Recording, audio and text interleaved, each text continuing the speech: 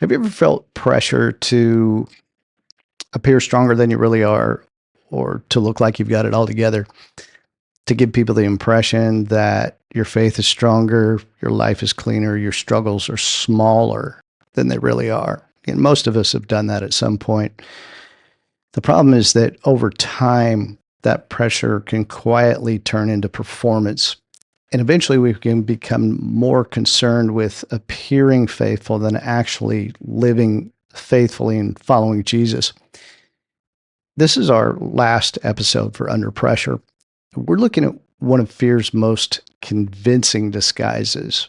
Not anger, not bitterness, not control, but hypocrisy. Because sometimes fear doesn't cause us to run away, sometimes it causes us to put on a mask. So let's talk about the fear that fabricates performance.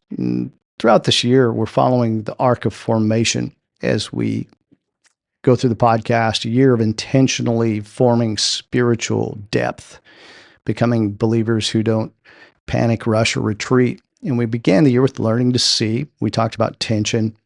There are tensions that we manage, problems that we solve, and we don't want to get those confused because then we'll try to solve a tension that can't be solved. We talked about ordered love as well, keeping God highest and most, and how when we get that out of order, things go haywire. Then we moved into learning to endure. We talked about suffering. We've been talking about pressure. Those have been heavy topics, weighty. Next week, we move into the third stage of the arc of formation, and that's learning to live, where we're going to talk about daily rhythms of Christian life, spiritual rhythms, spiritual disciplines that help us live as followers of Jesus and grow in our faith, and the obedience involved with that. And I think you'll find that lighter and a more palatable part of the arc. I know these topics have been heavy for the past several weeks. And today we finish our series, Under Pressure. Pressure reveals what formation has been building under the surface. And as we've seen through this entire series, one of the negative things that is revealed most often by pressure is fear. Pressure gives us a spiritual checkup. It shows us what's been going on, beneath the surface, what formation has been building. Sometimes we don't even realize what that is until we're put under pressure. And fear wears a lot of masks because it likes to hide, likes to cover its tracks. It doesn't want to reveal itself for what it is. It can plant the seeds of resentment, and we water those seeds by rehearsing an event that maybe hurt us emotionally. And that can grow the roots of bitterness. And sometimes it hides behind a need for control. And when control fails, fear tries harder. It becomes aggression. When aggression fails, fear tries harder, and it can even eventually become cruelty. Now, the last mask of fear is one that we've all seen at some point, and we've likely hidden behind ourselves. Matter of fact, if you haven't done that, you're likely the exception and not the rule. In the New Testament, Jesus often interacted with the Pharisees, and those interactions were negative. And in our passage today, Jesus isn't interacting with the Pharisees, but he is talking about them.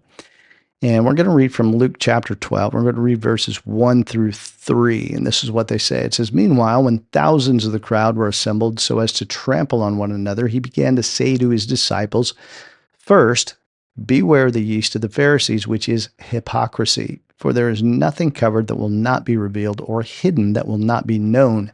Therefore, what you have said in the darkness will be heard in the light, and what you have whispered in the ear in private rooms will be proclaimed on the housetops.'" Jesus often had large crowds of people who followed him. And Luke tells us that in this case, thousands had gathered, so many people, in fact, that they were about to trample on each other. And almost daily, Jesus is faced with pressure throughout his ministry. He's surrounded by attention, opposition, curiosity. So he's constantly under pressure. And when I think of this scenario where there's a huge crowd of people, so many that they're about to trample on each other, I would expect Jesus to address the crowd first, calm them down, settle them down or something. But before he does, he turns to his disciples and warns them of something that at first glance might not quite seem relevant to the situation they're in. But given the circumstances and what he says, it must be pretty important. So we're going to dig into it a bit. He says, "Beware the yeast of the Pharisees, which is hypocrisy." And he doesn't say it to the crowd. He turns and speaks to the people who are close to him, the people who are following him. And it makes me wonder, why does he warn them of hypocrisy here and now?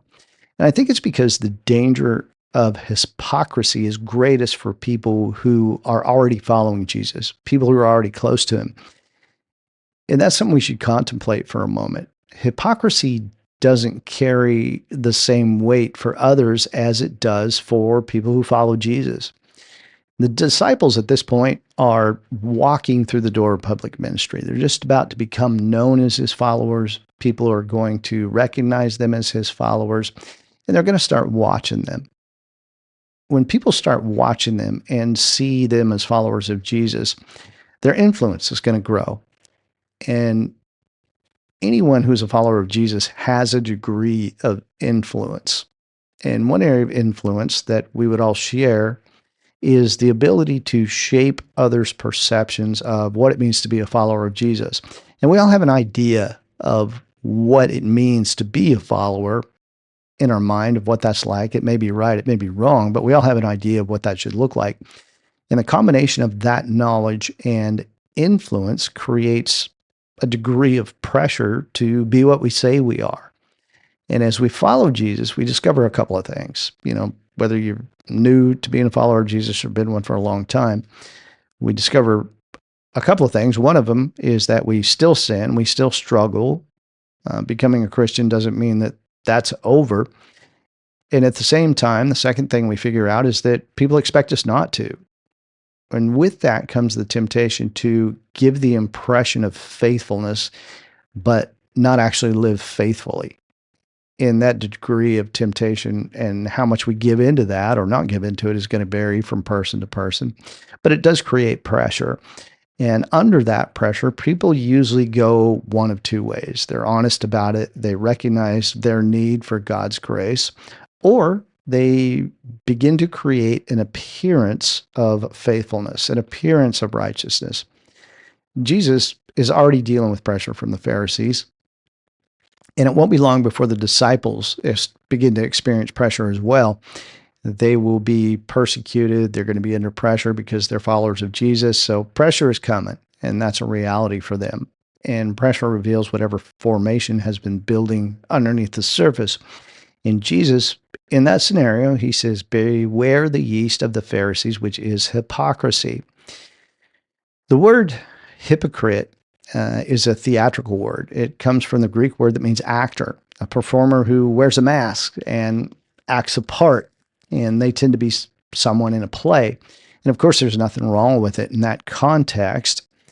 But when Jesus calls the Pharisees hypocrites, he's talking about something different. He's saying they are more concerned with appearing faithful and righteous than actually being faithful and righteous. They're wearing a mask that hides who they really are underneath. And as the disciples are about to become known in public ministry as followers of Jesus, Jesus turns to them and says, "Beware the yeast of the Pharisees, which is hypocrisy." And he's telling them that as you become known as my followers, don't become more concerned with appearing more righteous than you really are. And as you read forward in this chapter, it's interesting what Jesus ties this in with. And you know what he talks about as he goes forward? He talks about fear. He says, "Do not fear those who kill the body. Fear the one who has the power to cast the body into hell." And he also says, "Do not fear. You're more valuable than many sparrows." And as you read through the chapter, you see there's a flow to this. There's a connection between hypocrisy, fear, and trusting God. So hypocrisy is produced by fear stemming from a lack of trust in God. Sometimes you hear people say things like, "I don't care what people think." I'm sure I've said that myself at some point. You probably have too. But at the same time, I think if that were true, they probably wouldn't say that. If that were really true, they probably wouldn't even think about it. They wouldn't care at all. And I'll be the first to admit that I do care about what people think. I may not always care enough to do something about it, but I do care what people think. And if we're honest, I think we all do, at least to some degree. We all care about what people think about us. If we hang on to that too tightly, though, that can result in a fear of rejection, a fear of criticism. We might fear not receiving approval. We do care about what people think about us. And I think that we have an almost inherent fear of that that says if people know who I really am, they're going to reject me or they may even attack me. The disciples are going to face a large amount of that kind of pressure. So before Jesus addresses the crowd, he turns to his disciples and gives them a warning. He says, "Beware the yeast of the Pharisees," which is hypocrisy. And he doesn't say that because the disciples are hypocrites. He says that because they're the kind of people who can become hypocrites. And for them, hypocrisy is about to become a very real temptation. And everyone has the potential to become a hypocrite. And it's those who claim to be followers of Jesus who are most tempted to perform righteousness and faithfulness instead of actually living it. And that's because anyone who's been a follower of Jesus, at least for a little while, has an idea in their mind about what they think that should look like. And we also know we fail at that. And that's just reality. Everybody does at some time. And frankly, well, I mean, a lot of life for many people, believers and unbelievers, is performance-based acceptance. I've seen that in a lot of families, a lot of people. And in an environment where acceptance depends on performance, which frankly, a lot of Christianity operates that way, fear of what people might think can grow into hypocrisy, and it often does. And that fear of what people think becomes a mask of spiritual performance that we wear. And we pretend to be someone we're not because we want to be accepted by the people around us. And remember, there's a large crowd, but scripture says that Jesus began to say to his disciples first. It says that. He turned to them first. Beware the yeast of the Pharisees, which is hypocrisy. Jesus illustrates hypocrisy as yeast. Yeast works quietly, it spreads, and it grows. Like bitterness, it affects not only the person who's bitter, but the people around the person as well. And hypocrisy does the same thing. Jesus says it's like yeast. If fear of what people think is allowed to grow into hypocrisy, if we start to put on an appearance and performance around people, what happens is we spend an enormous amount of time and energy putting on that performance and keeping up that appearance in an attempt to manage how people perceive us. We try to hide weakness. We edit what we say and do, depending on where we are and who we're around. And we do that to control how we're perceived because we want to be accepted.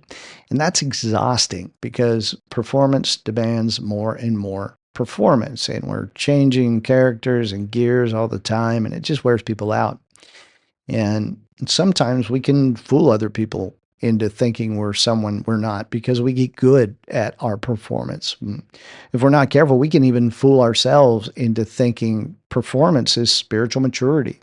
We may attend church, we may serve, we may say and do all the right things, we might know all the Christian lingo, we might look spiritual, but in reality, beneath the surface, it's just a performance we put on to protect ourselves from rejection.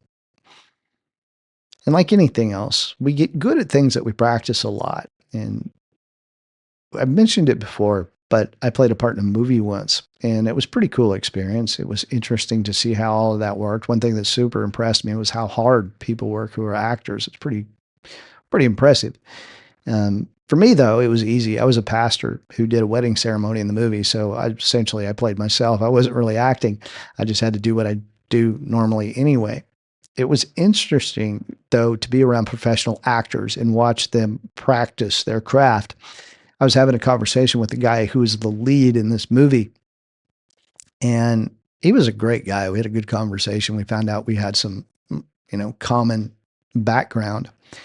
But when the director said action, he became somebody else. I mean, he just was a different person. He played a bad guy, and he did it convincingly. and he was good at it. And the director would say cut, and then he would step right back into our conversation. It was really interesting to watch. It's fascinating to watch someone who is really good at something, and you can tell they put a lot of time, they put a lot of effort into what they do, and actors put a lot of time and effort and work into their performance. And with enough work and practice, we can do the same thing. We can see certain people or enter certain situations, and it's almost like the director says action, and we go into character depending on who we're around. The mask of hypocritical spiritual performance can become so familiar that we can perform on cue. We change depending on where we are. We change depending on who we're around. We might change in church on Sunday and be somebody completely different during the week. And our performance might become so convincing that we can even convince ourselves. And that is a sobering thought. I can become a hypocrite and not even really realize I'm doing it. We can become so controlled by the fear of what people think that we forget who we really are. We're just a simple person, saved by God's grace. And really, we're all the same in that regard. But if we keep acting on that fear, we mask the parts of ourselves that don't live up to the performance. We mask the parts of ourselves that we don't want people to see. But there's always a part of us that still knows it's a performance, and we don't want anyone to see that part of us. So we hide it behind a mask, and we don't even want to see it ourselves most of the time. So we distract ourselves sometimes by looking at how other people perform. And well, then the yeast spreads. You might remember the woman caught in adultery in John chapter 8. And the scribes and the Pharisees, they're quite eager to point out her sin. And then Jesus kneels down, he starts throwing in the dirt. And most Christians have speculated about what he wrote, and I'm the same. I do the same thing. It's interesting and fun to think about. But the reality is we don't know what he actually wrote. But my take is that I reckon whatever he wrote in the dirt had something to do with the sin of the scribes and the Pharisees and exposing that, and that's not something they wanted. And because of that, when Jesus draws in the dirt, they all kind of gradually drift away and disappear. And the reason they do that is because judgment feels safe when the spotlight's on someone else. That's just the reality. Fear likes to point out the failures of others. It likes to point to that because as long as you're looking at somebody else's failure, you're not going to see mine. And we attempt to protect our image by focusing on the failure of others at times. And because of that, hypocrisy likes to create ways for others to fail by creating standards that God does not. They may be cultural, they may be traditional, they may be personal, they may be misinterpretations of scripture. And hypocrisy will say those things from God, but that doesn't mean it is. And the Pharisees did a lot of that. And a false standard allows a hypocrite to accuse someone else of being a failure, even when they really aren't. And they do that to distract from their own failures. Maybe I should say we do that to distract from our own failures.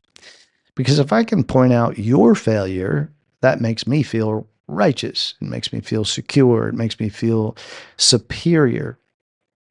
Now, this is just me personally, but when I see someone else fail, someone else fall, whether it be by a biblical, cultural, or even just my own personal standards, whether it be another pastor, a church, a politician, or maybe just somebody up the street, I often feel compassion for them. I genuinely do. I want to help. I really hate seeing people kick someone when they're down. That bothers me. But sometimes at the same time, secretly, there's a part of me that feels superior. There's a part of me that says, oh, I'm better than them. And that makes me feel secure, makes me feel righteous, makes me feel superior. And that makes my own failures feel like less than they really are. I feel like, well, at least I didn't do what they did.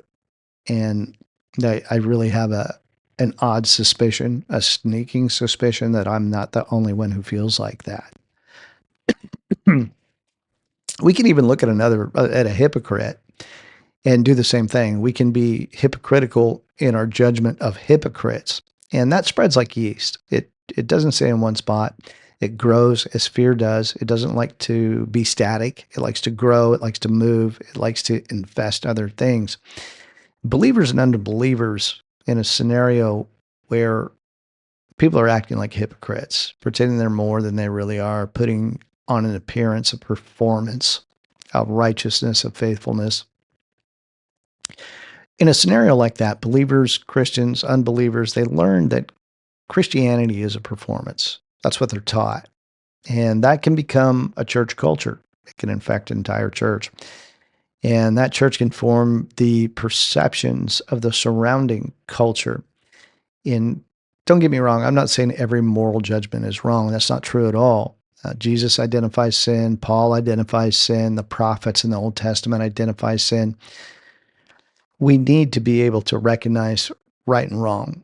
And it's important that we do our best to live in obedience. But at the same time, we need to think about, why do we do it? Why do we think about things the way we do? Do we do it to protect an appearance? Do we do it to protect an image?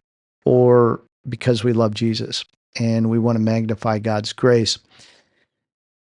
When we peel back the layers of the feeling of superiority that comes from focusing on the failure of others and the hypocrisy that fuels it, what we find underneath is fear and insecurity, a fear that makes me feel like I need to establish that I'm not like the person who failed.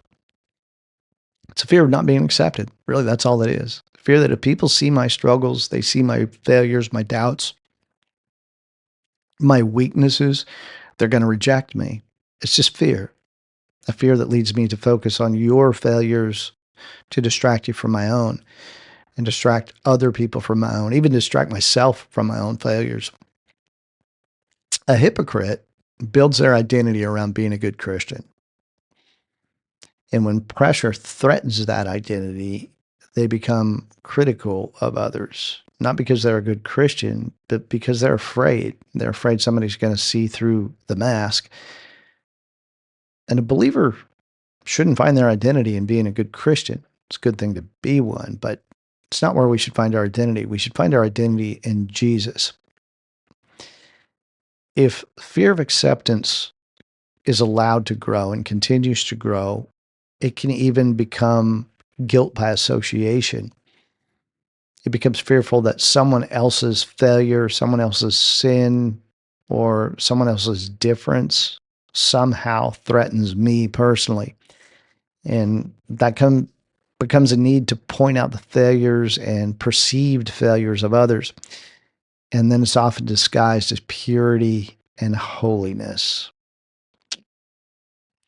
If righteousness is what earns acceptance, then I feel like I constantly need to prove my righteousness. And, it becomes a matter of degrees, really. It points out the failures of others and says, I'm righteous because I'm not as bad as them, or I'm not like them. But the reality is that apart from God's grace, I am them. I'm worse than them. Hypocrisy seeks acceptance through performance, but performance isn't a prerequisite for acceptance by God. And so many people get mixed up about that. A right heart doesn't seek superiority. It doesn't seek an appearance. It seeks repentance and restoration. And Jesus has already done everything we couldn't, and he wants us to be honest about who we are. That's why he says to the disciples, as they're stepping into public ministry and people are going to start identifying him or them as his followers, he says, it's more important to be honest about who you are than trying to put up an appearance of righteousness. He says, be honest about who you are. We can be accepted by God, not because of our performance, but because of the sacrifice that Jesus made for us on the cross. The sacrifice he made through his suffering and death, through his shed blood. And he is righteous. And he's already done everything that we can't do. And when we turn away from our sin and our self-righteous performance and appearance and simply trust Jesus, God accepts us even though we don't deserve it. And we need to be reminded of that sometimes. Our our performance can never live up to God's standard. Doesn't matter how good we are. We all have history. We all have struggles and failures. There's times when we all sin. If we try to hide behind a mask because we're afraid of what people might think, we're going to be a hypocrite. There's That's just the way it is, and that's the point Jesus is getting at. Be honest. Don't hide who you are. Be honest about who you are, your failures, your weaknesses. And the reason he had so much conflict with the Pharisees is because they misrepresented who God is. And that's what a hypocrite does. The thing they said and did and the burdens they placed on people said, you have to perform if you want to be accepted. And it's not performance. It's not our righteous deeds that communicate who God is. God's grace communicates who God is. Hypocrisy lies about who God is. It lies about the nature of God, and then it perpetuates that lie. So when we come under the pressure to perform to be accepted, we can't let that fear take over. We can't let it grow. We can't let it take control. We really need to be who we are. We need to be genuine about that, not pretending to be someone or not and putting up an appearance. We need to be honest about that reality. Like Jesus said before, remove the splinter from, or before you remove the splinter from your neighbor's eye, take the log out of your own.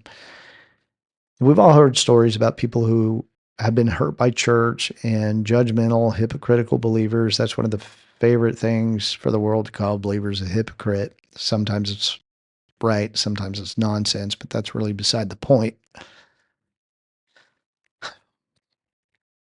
People who've been in that kind of a situation, they've been hurt by hypocrites, have been shown that being a believer is about being subjected to judgment, fear, and pain, and we need to put up an appearance to avoid that. And the reality is that's backwards. Not being a believer leads to judgment, fear, and pain. Hypocrites flip the script and they get it backwards. And, not everybody who's hurt in a church leaves. Not everybody who fears acceptance or not being accepted leaves the church. A lot of people in church are like that. And sometimes the person who is hurt by a hypocrite puts on a mask to avoid being hurt. And before you know it, in a situation like that, everyone is acting. Nobody's honest. Nobody extends or receives grace. Everybody's exhausted because they're trying to perform all the time to be accepted, when the reality is we don't have to do that.